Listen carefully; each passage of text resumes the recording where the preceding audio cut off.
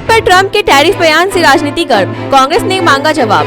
अमेरिकी राष्ट्रपति Donald Trump के भारत पर टैरिफ संबंधी बयान से सियासत गर्मा गई है। ट्रंप ने कहा कि भारत अमेरिका पर भारी टैरिफ लगाता था, लेकिन अब उसने कटौती पर सहमति जता दी है। कांग्रेस नेता जयराम रमेश ने सवाल उठाया कि क्या भारतीय किसानों और उद्योगों के हितों में समझौता किया गया है। उन्होंने पीएम मोदी से संसद में स्पष्टीकरण देने की मांग की। वाणिज्य मंत्री पीयूष गोयल इस मुद्दे पर अमेरिका में वार्ता कर रहे हैं।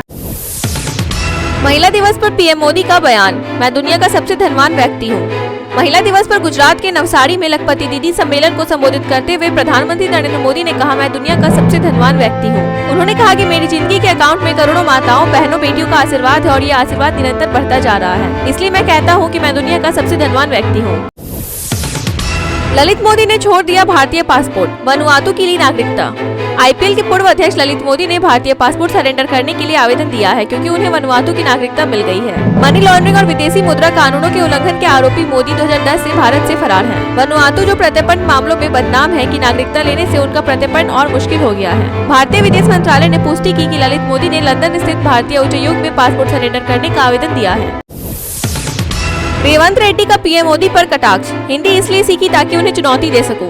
तेलंगाना के मुख्यमंत्री रेवंत रेड्डी ने भाषा विवाद के बीच प्रधानमंत्री नरेंद्र मोदी पर निशाना साधते हुए कहा कि उन्होंने राजनीतिक लाभ के लिए हिंदी सीखी ताकि मोदी को चुनौती दे सके। इंडिया टुडे कॉन्क्लेव 2025 में उन्होंने सवाल उठाया कि केंद्र सरकार हिंदी को बढ़ावा दे रही है, लेकिन क्षेत्रीय भाषाओं के लिए क्या कर रही है। रेड्डी ने कहा, हिंदी हमारी राष्ट्रीय भाषा नहीं है। अगर यह वैकल्पिक होती तो किसी को आपत्ति नहीं, लेकिन इसे हम पर थोपने की कोशिश क्यों की जा रही है।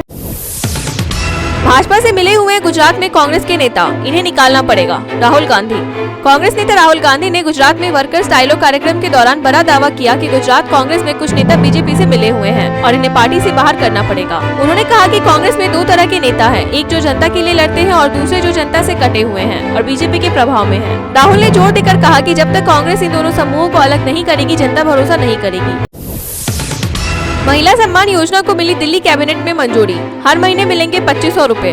दिल्ली सरकार ने महिला सम्मान योजना को मंजूरी दे दी है, जिससे गरीब महिलाओं के खातों में हर महीने 2500 रूपए दिए जाएंगे। सीएम रेखा गुप्ता की अध्यक्षता में हुई कैबिनेट बैठक में इस योजना को स्वीकृति मिली। जल्द ही इसे लागू किया जाएगा। हालांकि मुफ्त सिलेंडर योजना को मंजूरी नहीं मिल पाई है। यह योजना महिलाओं को आर्थिक रूप से सशक्त बनाने के उद्देश्य से शुरू की जा रही है।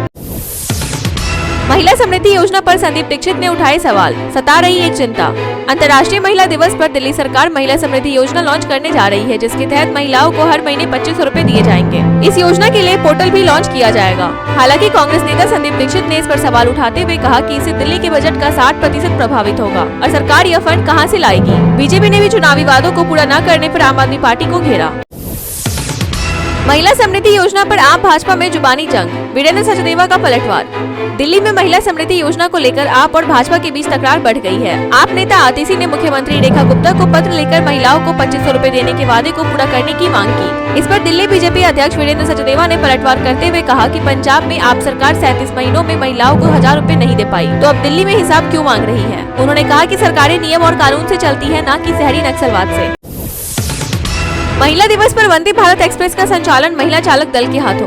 अंतर्राष्ट्रीय महिला दिवस के मौके पर रेलवे ने महिलाओं को खास सम्मान दिया। पहली बार वंदे भारत एक्सप्रेस को पूरी तरह महिला चालक दल ने संचालित किया। यह ऐतिहासिक यात्रा साईनगर शिरडी वंदे भारत एक्सप्रेस ने CSMT से सुबह 6:20 में शुरू की। ट्रेन का संचालन एशिया की पहली महिला लोको पायलट सुरेखा यादव और सहायक लोको पायलट संगीता कुमारी ने किया, जबकि संचालन की देखरेख श्वेता घोने ने की। बरसाना में लट्टू होली के बाद मुख्यमंत्री योगी का युवा उद्यमियों को संदेश।